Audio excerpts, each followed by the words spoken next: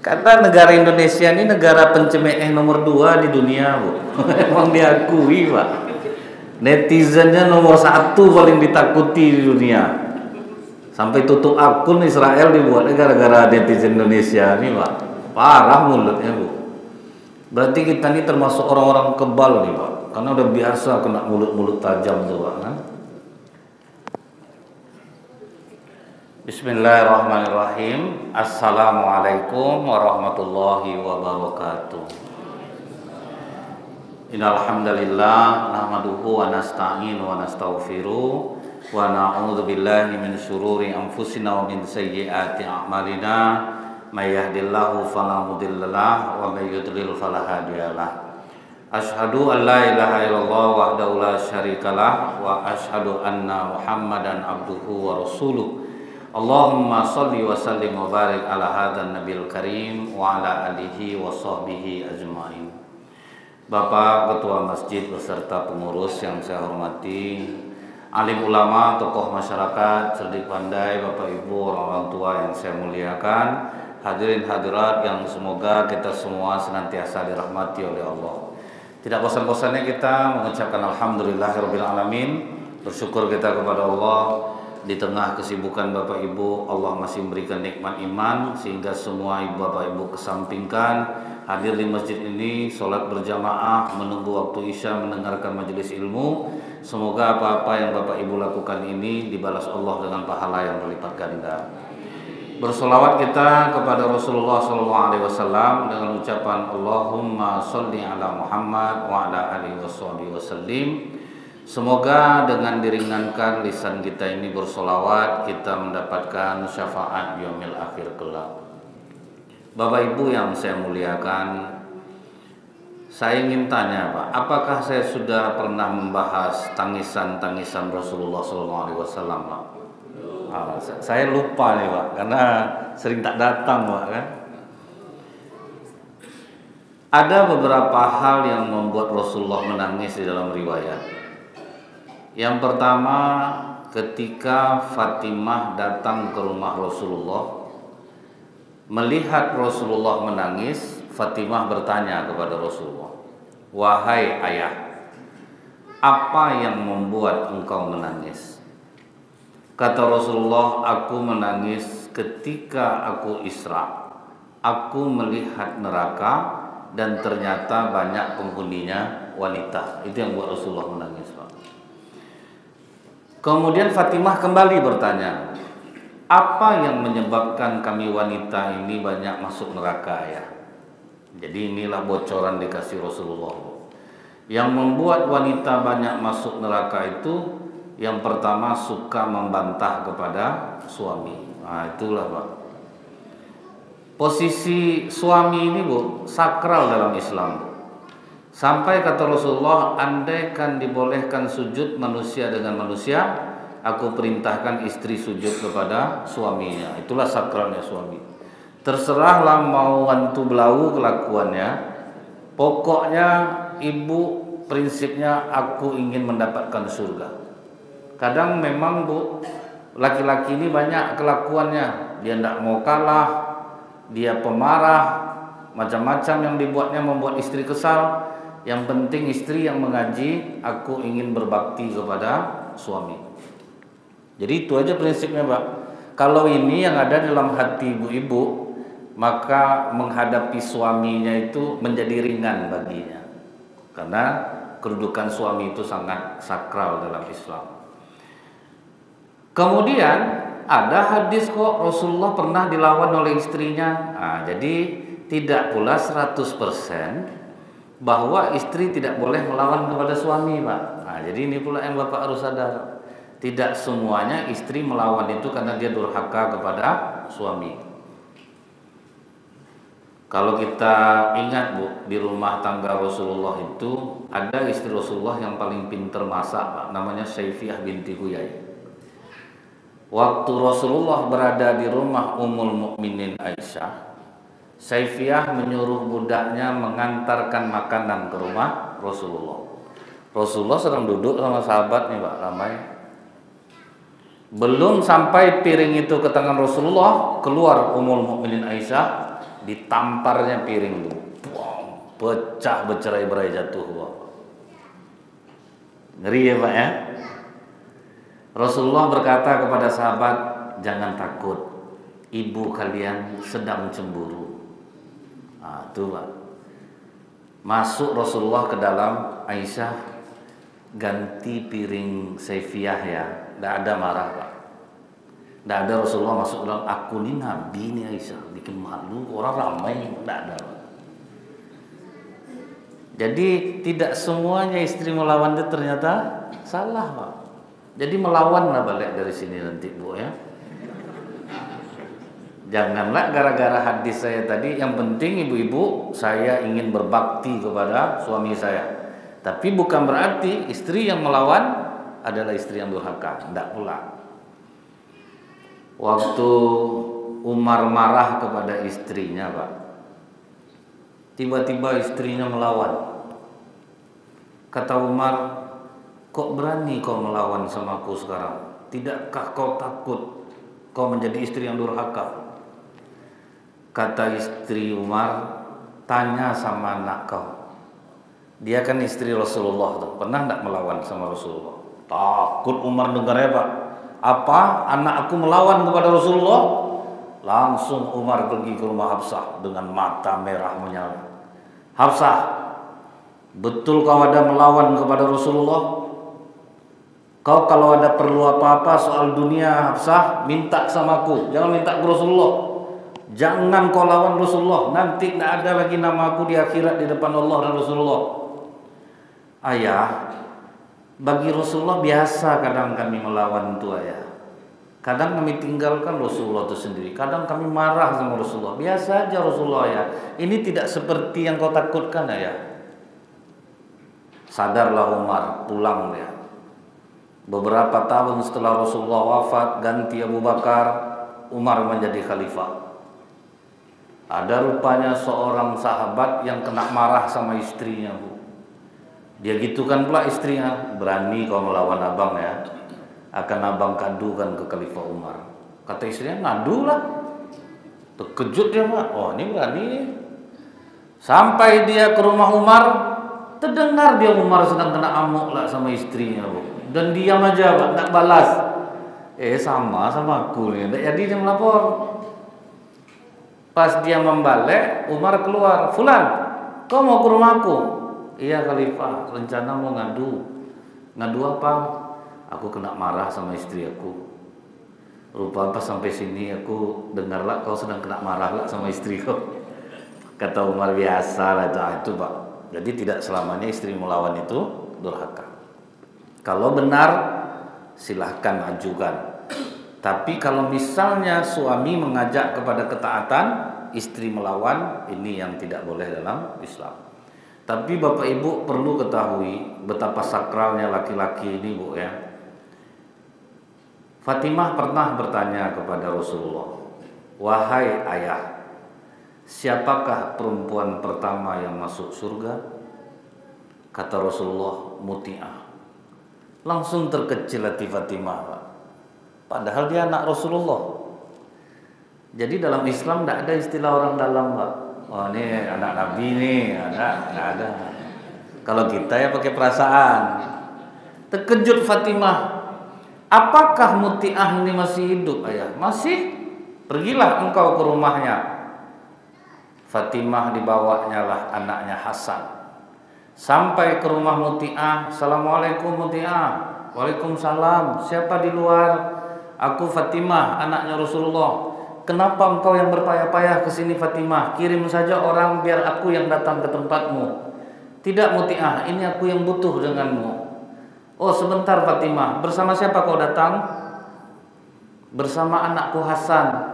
Maaf Fatimah, aku harus minta izin kepada suamiku untuk menerima tamu laki-laki. Itu hormatnya kepada suaminya. Anakku ini masih kecil Muti'ah. Maaf Fatimah, pulanglah dulu. Pulang Fatimah dibuatnya Pak. Aduh hormatnya kepada suaminya. Besoknya balik lagi. Husain minta ikut pula. Dua-dua jalan. Assalamualaikum Muti'ah. Waalaikumsalam. Alhamdulillah Fatimah, suamiku sudah mengizinkan Hasan. Tapi aku juga sama Husain. Aduh, maaf Fatimah. Aku harus minta izin untuk menerima Husain kepada suamiku. Pulang balik. Besoknya datang lagi. Alhamdulillah Fatimah, suamiku sudah mengizinkan, masuklah. Sempat tetangga ibu macam ini hormatnya sama suami ibu, habis mungkin ibu cemeeh tiap hari. Bagi kelebihan lah kakak, maka banyak orang solehah dari kakak lagi tidak macam ini betul. Muak aku nengok dia. Soalnya tidak tentu arah lah dia. Itu seminggu itu ya cerita. Bapak ibu ketawa karena memang ini betul kata saya, betul ya.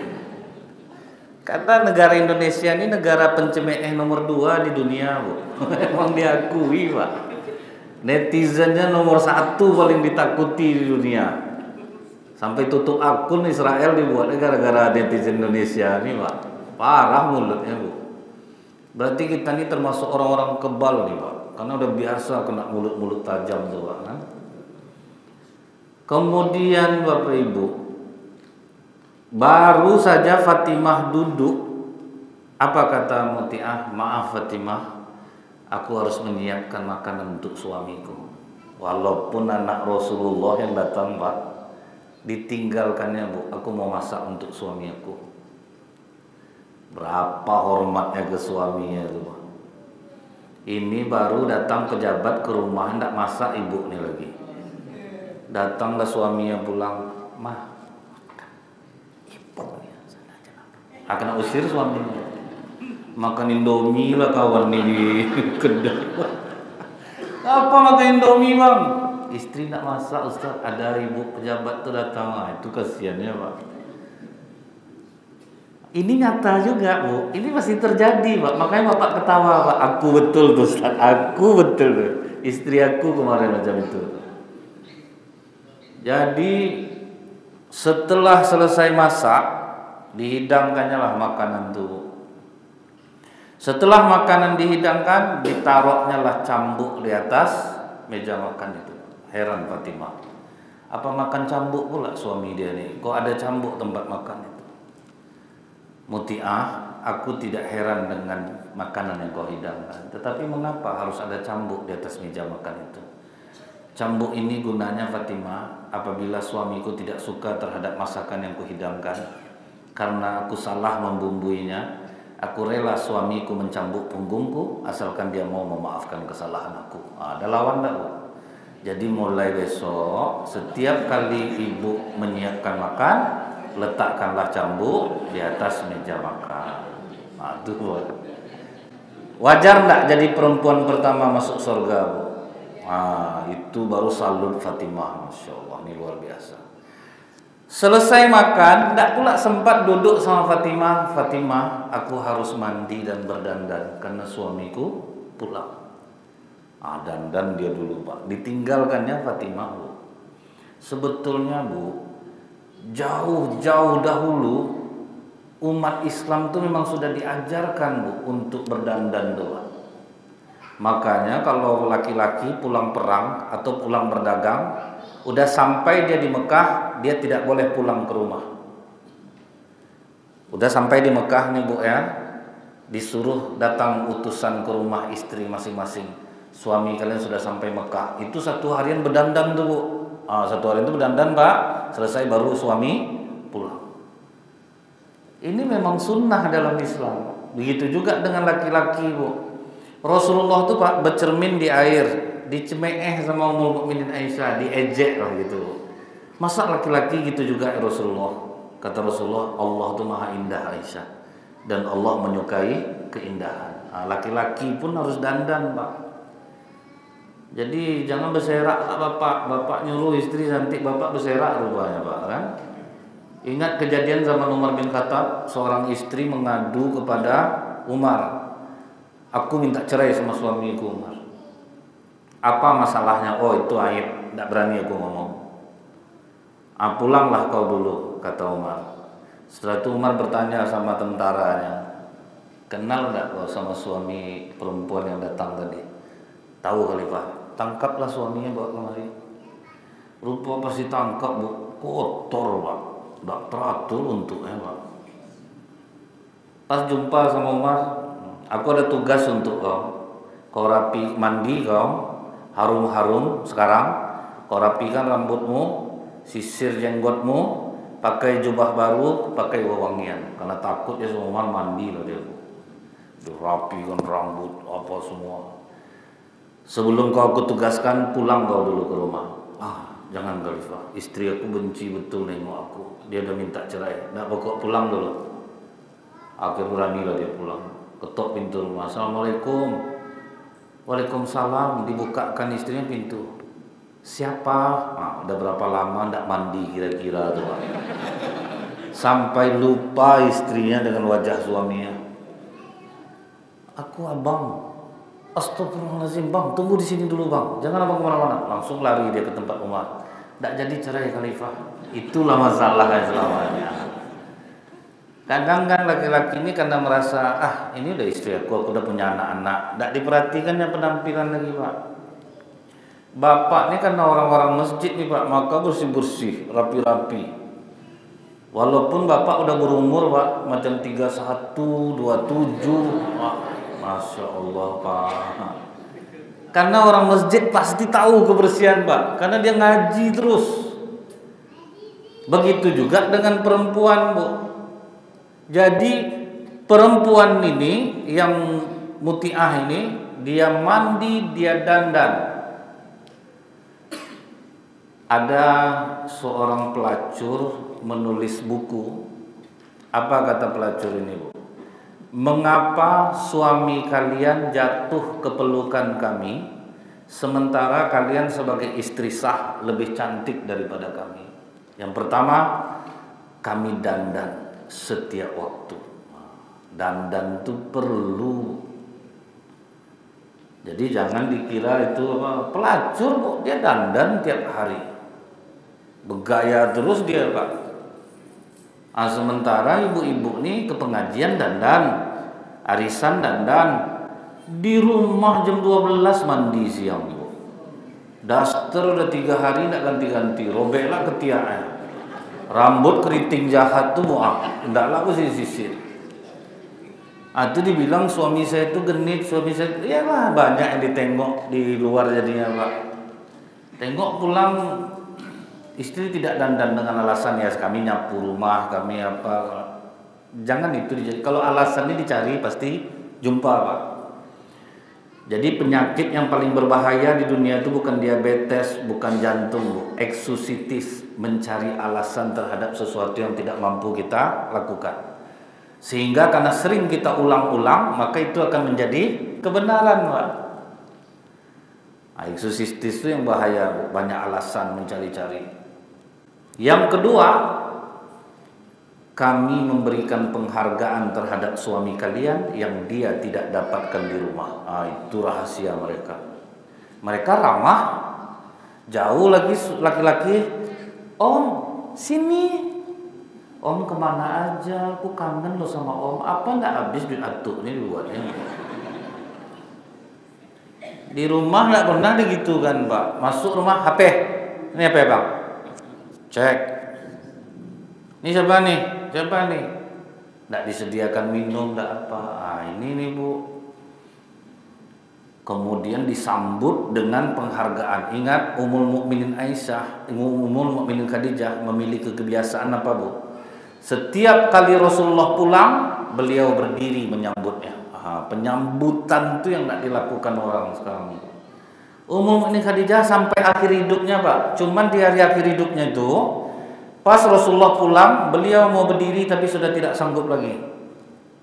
Dikejar oleh Rasulullah, jangan berdiri Khadijah, duduk saja. Penyambutan itu yang tidak ada sekarang Pak. Cuman ibu-ibu yang sudah dengar pengajian ini mohon jangan diamalkan. Terlambat Bu. Nanti ibu amalkan salah tanggap lah Bapak. Nanti tahu tiba-tiba ramah Pak. Bang, pulang Bang. Cemas suaminya Bu. Ninggalkan perangai istri aku. Ini tidak usah diamalkan Bu. Cukup sekedar udah tahu aja kita udah lah tuh. Untuk anak menantu itu yang perlu ditanamkan Pak. Inilah bakti dia kepada suaminya yang membuat dia masih hidup, tapi kata Rasulullah sudah dijamin masuk surga karena bakti istri kepada suaminya. Jadi kalau kita sama orang tua kandung kita gimana? Perempuan, oh lebih sakral suami. Ingat Pak, di zaman Rasulullah ada laki-laki sesuami, dia mau bepergian, dipesankannya kepada istrinya, jangan tinggalkan rumah selama abang bepergian. Rupanya pas dia bepergian, Bu, datang keluarga perempuan, bapak kau sakit, jenguklah, minta maaf, suami aku belum pulang. Suami aku berpesan tidak boleh meninggalkan rumah selama dia bepergian. Durhaka kau nih, bapak kau sakit, suami kau pula kau pentingkan. Minta maaf, aku tidak berani keluar. Beberapa hari kemudian meninggal bapaknya. Oke lah, kemarin kau tidak jenguk, sekarang bapak kau udah meninggal, jenguklah, minta maaf, suami aku belum pulang. Suami aku berpesan jangan tinggalkan rumah selama dia bepergian. Begitu pulang suaminya, dipeluknya lah menangis dia, bang, tolong tanyakan ke Rasulullah, durhakakah aku sebagai anak? Bapak aku sakit, aku tidak jenguk. Bapak aku meninggal, aku tidak datang. Karena pesan abang kepadaku, jangan tinggalkan rumah selama abang bepergian. Cemas langsung suaminya, Pak. Pergi ke tempat Rasulullah. Ya Rasulullah, aku mau nanya. Aku berpesan sama istri aku, jangan tinggalkan rumah selama aku bepergian. Rupanya pas aku pergi, bapaknya sakit, dia tidak jenguk. Bapaknya meninggal, dia tidak datang. Durhakakah istriku sebagai anak? Kata Rasulullah, tidak. Justru diampuni dosa-dosa ayah istrimu karena bakti istrimu kepada dirimu. Itulah sakralnya, Bu. Jadi yang selama ini mungkin orang anggap tidak macam itu betul, sebetulnya itulah dalilnya, dahsyatnya kedudukan suami di dalam Islam. Kemudian yang kedua, yang membuat Rasulullah menangis banyak melihat perempuan di neraka, kata Rasulullah, karena kalian bakhil bersedekah. Tapi bukan untuk yang dermawan nih, Bu ya. Perempuan yang bakhil bersedekah. Itu yang kata Rasulullah banyak masuk neraka. Pagi-pagi datang seorang perempuan dengan tangan kanan yang hangus terbakar. Ya Rasulullah, tolong doakan kepada Allah agar tanganku ini sembuh. Kenapa tanganmu? Malam tadi aku bermimpi rasanya kiamat sudah terjadi. Dan aku melihat ibuku di neraka sedang mengusir-usir api dengan sepotong kain dan daging di tangannya. Aku bertanya kepada ibu, wahai ibu, mengapa engkau di neraka? Bukankah di dunia kau taat beribadah dan ayah ridho kepadamu? Sholat rajin, Pak. Suami ridho. Tapi kenapa kau di neraka, ibu, dan apa di kedua tanganmu itu? Ibuku menjawab, di dunia ibu memang taat beribadah, nak, dan ayah kau ridho kepada ibu. Tapi selama hidup di dunia hanya sepotong kain dan daging inilah ibu pernah bersedekah. Rupanya pelit, Bu. Kalau ayah mana, ibu? Ayahmu seorang dermawan, nak. Dia sekarang berada di Telaga Kausar, memberi-berikan orang minum. Rasanya aku pergi ke tempat ayahku di surga, ya Rasulullah. Aku melihat ayahku membagi-bagi orang minum. Aku katakan kepada ayah, sungguh tega kau ayah. Ibu berjuang di neraka mengusir api, engkau di sini memberi-beri orang minum. Minta aku segelas ayah agar kuberikan kepada ibu. Ayahku berkata, jangan, nak, di sini sudah tidak ada tolong-menolong lagi. Aku tidak peduli.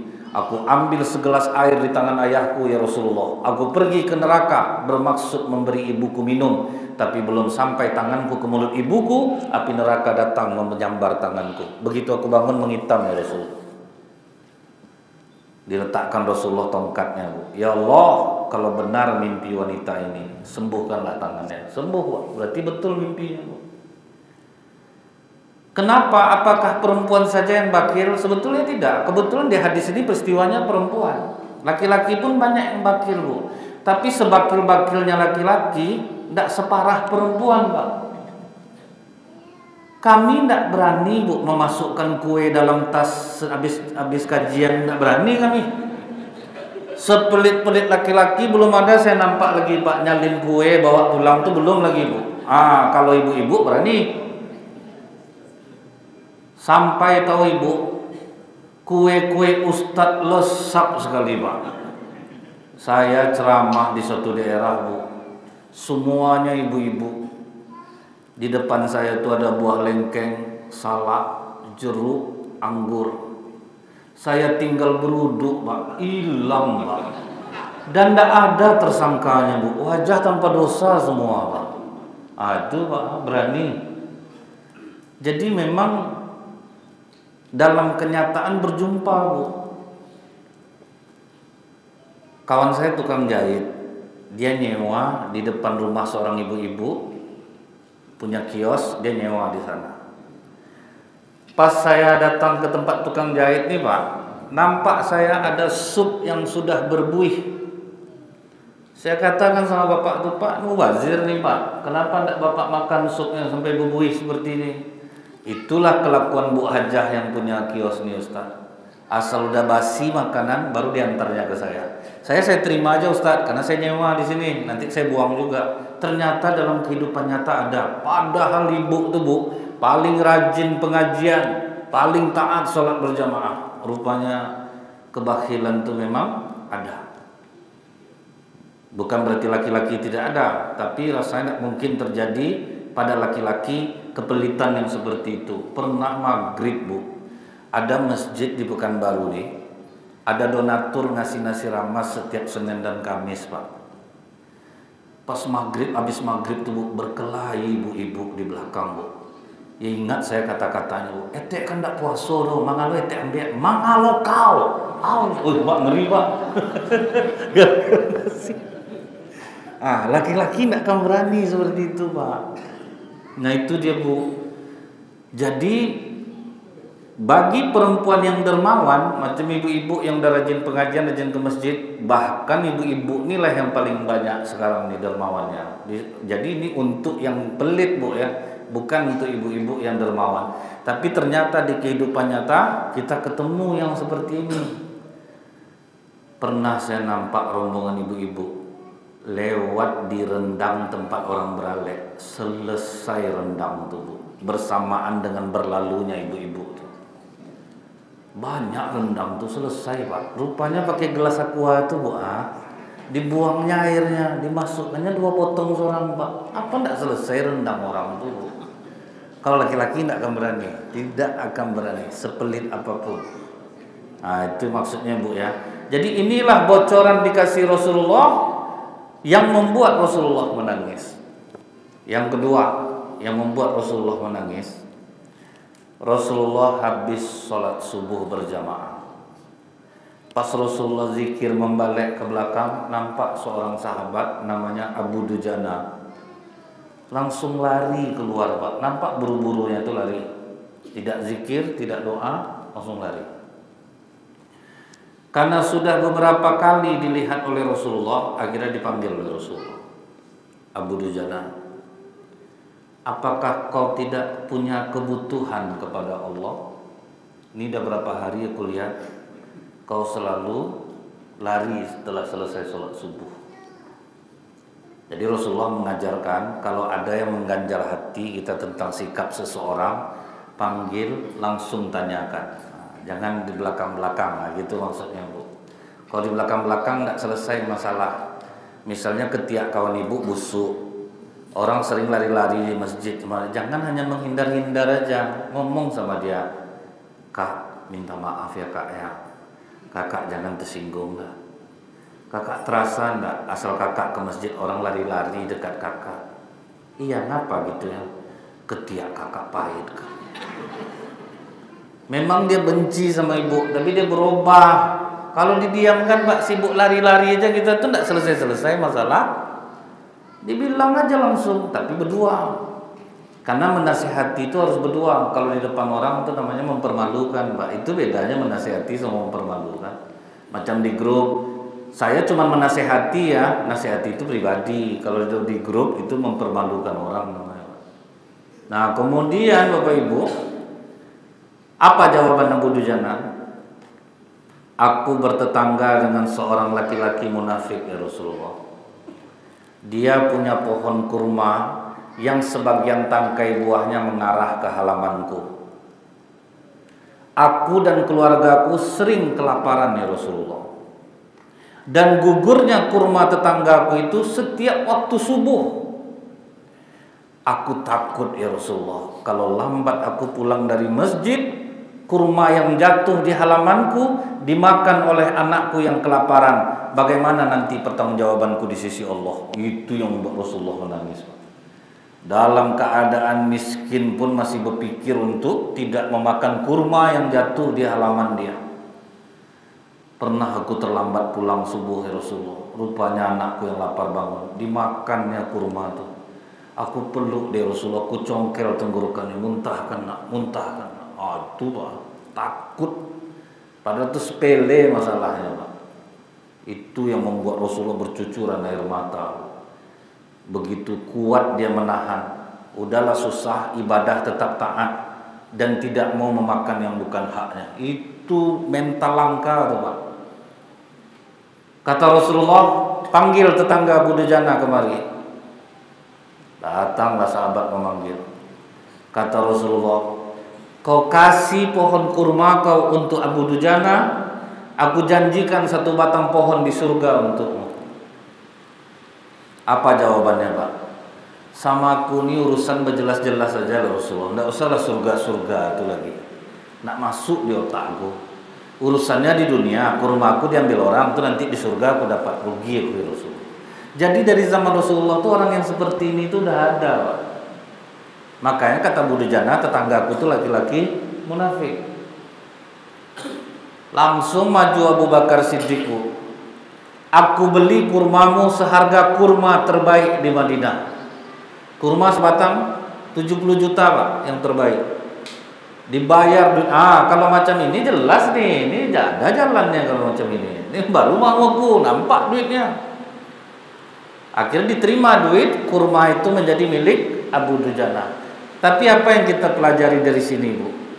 Para sahabat menolong kesusahan sahabat lain bukan mengeluarkan dia dari takdirnya, tapi dibantu apa yang menjadi kesulitannya. Jadi tidak ada ditawari kerja lah sama aku, tidak ada Pak. Apa yang menjadi takdirnya tetap dengan takdirnya, tetapi dia tidak ditarik dari takdirnya. Ini yang banyak orang menyesal berbuat baik.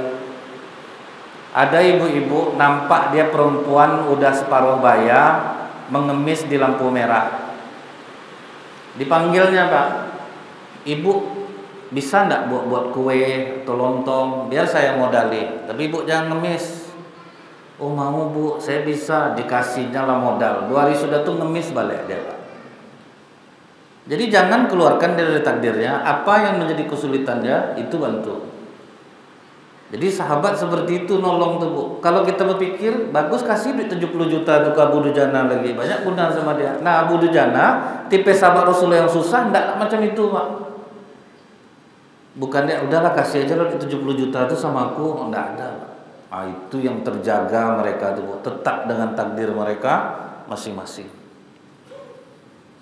Nah kemudian Pak, setelah yang kedua ini, yang ketiga yang membuat Rasulullah menangis, ketika Rasulullah ceramah,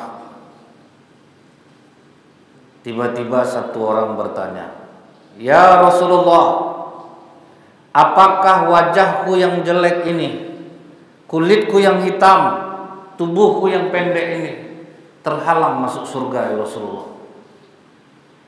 Kata Rasulullah, Said, kau pasti tahu Allah tidak pernah memandang fisik seseorang. Yang terbaik di sisi Allah di antara kalian yang paling takwa, yang paling baik akhlaknya. Balik Rasulullah bertanya, tapi kenapa kau menanyakan itu Said? Udah 8 kali aku melamar perempuan ya Rasulullah, kena tolak semua. Aku takut perempuan dunia aja nolak aku, apalagi bidadari. Kata Rasulullah, bidadari tidak memandang fisik Said. Semangatlah Said. Habis itu tersentuh Rasulullah, Bu. Said, kau kenal dengan Amr bin Wahab? Kenal ya Rasulullah. Dia punya anak perempuan cantik namanya Atika. Katakan Rasulullah menikahkanmu dengan putrinya. Semangat dia Pak. Dapat rekomendasi Rasulullah, Bu. Pergilah dia ke tempat Amr bin Wahab. Assalamualaikum Amr. Waalaikumsalam. Siapa di luar? Said As-Sulami. Kenapa Said? Aku diutus Rasulullah. Kata Rasulullah akan menikahkanku dengan putrimu. Kau jangan aku kalau lah Said. Kau jangan kau jual nama Rasulullah. Aku minta maaf nih Said ya. Nggak seimbang kau sama putri aku Said. Aku minta maaf nih Said, jangan kau tersinggung. Kau nggak usah berdusta itu Said. Kau orang Islam. Kalau kau nggak yakin itu terserah kau. Aku cuma nyampaikan kata-kata Rasulullah aja. Santai aja dia. Pergi dia. Rupanya keluar anak Amr bin Wahab Pak, yang perempuan. Ayah, siapa tadi ayah? Said As-Sulami. Apa kata dia? Kata Rasulullah menyuruh dia menikah denganmu. Terus apa kau jawab ayah? Tidak ada. Dia olahnya jawab. Dia jual nama Rasul. Ayah, kalau dia Said As-Sulami disuruh Rasulullah, tidak mungkin Said As-Sulami berbohong ayah. Tidak mungkin mereka berbohong atas nama Rasulullah. Jangan sampai turun ayat ayah karena penolakanmu terhadap Said dan kau telah menghina dia. Bangkit takut Amr bin Wahab, aku mau menikah dengan Said ayah. Itu ketaatan sahabiah. Langsung Amr bin Wahab mengejar Said, tapi Said sudah lebih dulu sampai ke tempat Rasulullah. Bagaimana Said? Macam biasa lah ya Rasulullah. Ini yang ke-9 aku kena tolaknya. Tapi dia santai Bu, karena dia sudah pengalaman gagal 8 kali Pak. Itu guna kita gagal tuh Pak ya. Kebal. Tak lama setelah itu datang Amr bin Wahab. Ya Rasulullah, aku mohon maaf. Apakah betul kau menyuruh Said ke rumah aku untuk menikahkan putriku dengannya? Betul Amr, putriku mau ya Rasulullah. Aku sangka Said cuma bohong-bohongan. Langsung bertakbir seluruh sahabat Bu. Dia menikah kau wakilnya Said. Ini duit untuk kau, kata Abu Bakar. Kata Utsman, ini duit untuk kau. Pergi kau belanja untuk biaya nikah kau. Semua sahabat nyumbang Bu. Jadi sahabat tuh nyumbang pas momen Pak. Kalau kita biasa orang belum nikah, terus kita nikah kau nih ya, 1 set kamar tuh aku nanggung. Pas kawannya baru undangan lari dia Pak. Kalau sahabat enggak, begitu hari H ini duit. Besoknya berangkatlah Said As-Sulami ke pasar. Begitu sampai di pasar Bu, rencana mau membeli barang-barang untuk pernikahan, terdengar pengumuman, pasukan muslim berkumpul. Kita akan berjihad fisabilillah. Mendengar kata jihad tuh Pak, tidak jadi dia belanja untuk nikah Pak. Dibelinya pedang, dibelinya kuda perang, dibelinya baju besi. Gabung dia dengan pasukan muslim. Sebelum perang Rasulullah udah curiga Bu. Baju besi orang udah buruk-buruk Pak. Baju besi dia yang bagus sendiri. Siapa lah nih ya? Didekati Rasulullah, nampak kulitnya hitam Bu. Kau Said? Iya ya Rasulullah. Said, kau besok mau nikah. Kau padahal ingin nikah, udah dapat calon kau, besok kau mau nikah.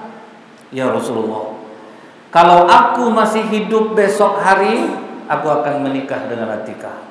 Tapi jika aku mati, bukankah kau mengatakan bidadari tidak menolak aku? Itu salut Rasulullah. Ikutlah dia perang Pak.